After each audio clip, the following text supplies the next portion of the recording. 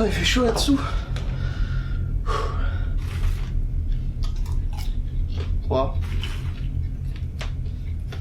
Salut à toutes et à tous, et bienvenue dans le coin des ombres. En ce soir du 31 octobre, j'ai l'honneur de vous annoncer que je vais vous raconter des histoires d'horreur. Des histoires courtes, certes, mais terrifiantes.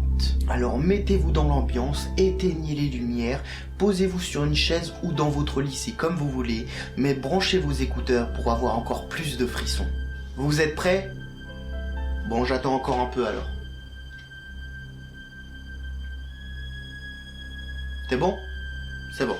Une femme âgée vivant seule décide de faire un casse-tête dans son salon pour passer la soirée calmement. Dehors, c'est la noirceur totale. Au fur et à mesure qu'elle assemble les pièces, une impression étrange la saisit. Elle reconnaît peu à peu dans son puzzle le décor de son salon, puis sa télévision, puis elle-même vue de face. De plus en plus fébrile, elle continue. Les dernières pièces du puzzle qu'elle assemble sont celles de la fenêtre derrière elle. Et la toute dernière pièce du coin de la fenêtre montre une silhouette terrifiante de quelque chose la regardant. Le capitaine de l'équipe de foot et la chef des Pom-Pom Girls se rendent comme tous les samedis soirs sur la colline aux amoureux.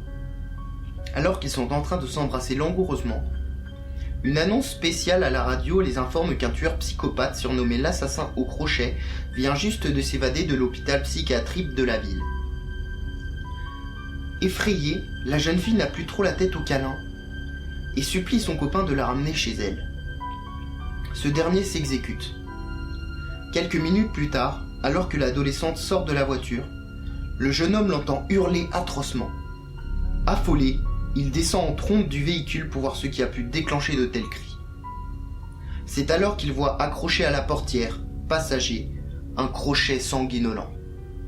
Imaginez que vous entendiez votre mère vous appeler de la cuisine.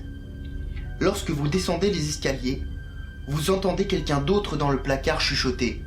« N'y va pas, chérie, je l'ai entendu aussi. » Nathalie termine son service d'infirmière. Il est 5 heures du matin. Elle monte dans sa voiture et s'engage dans les rues encore désertes.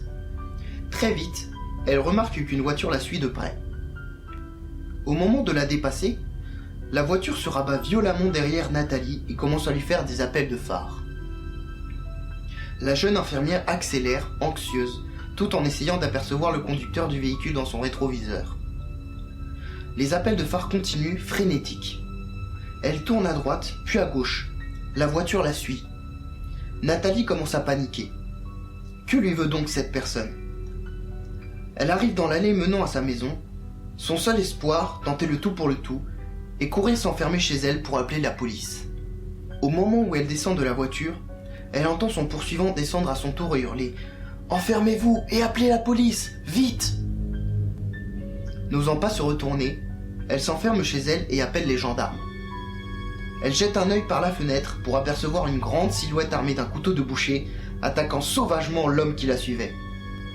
Terrifiée, Nathalie se réfugie dans sa salle de bain, priant pour que les secours arrivent au plus vite.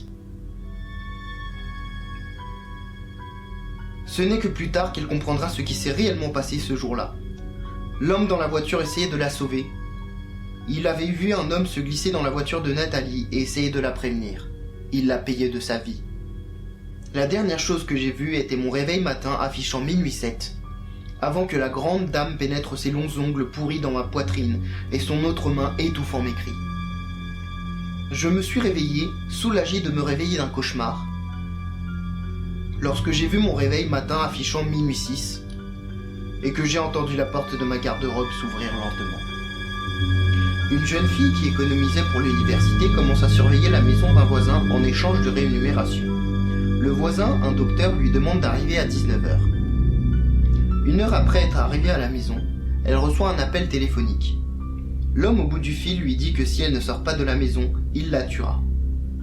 Elle raccroche et regarde sur l'afficheur, mais la personne qui téléphone utilise une ligne privée. 30 minutes plus tard, un autre appel. « Si tu ne sors pas bientôt de la maison, je te tuerai », déclare l'homme à la voix rauque au bout du fil. La jeune fille raccroche et appelle la téléphoniste. Cette dernière suggère de garder l'homme en ligne environ 1 minute pour qu'elle puisse retracer l'appel. L'homme rappelle après 30 minutes, et la gardienne parvient à le garder en ligne. Il lui répète de sortir de la maison maintenant ou il la tuera. La téléphoniste rappelle aussitôt pour sommer l'étudiante de sortir de la maison le plus rapidement possible. L'appel provient de la 2e ligne de la maison, celle du 2e étage. L'assassin se trouve dans la maison.